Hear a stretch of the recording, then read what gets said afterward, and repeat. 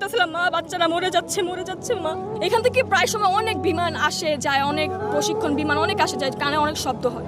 তো কালকে যখন এখানে জিনিসটা আসছিল, এত জোরে সাউন্ড আপনারা জাস্ট কল্পনা করতে পারবেন না, মানুষের কানের পর্দা ফেটে যাচ্ছিল।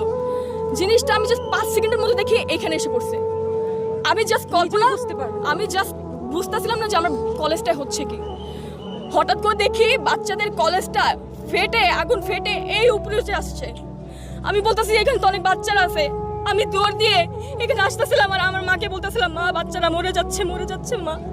আমি এখানে এসে দেখি কিছু কিছু বাচ্চার পাটা ছড়ায় আছে, কিছু কিছু বাচ্চা মোরা দেহ ছড়ায় আছে অর্ধেক। আপনারা কি তাদের বাঁচায় আনতে পারবেন?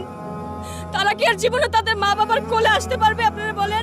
আমাদের একটা সময় ছুটি হয়, মনে করেন 12:40 বা 50-এর দিকে এখানে হয়তো এই ধ্বংসটা হয়েছে। তো আমি যখন সামনের দিকে আসি, অনেক বাচ্চাদের মরদেহ আমি সবসময় ফোনে দেখছি, খবর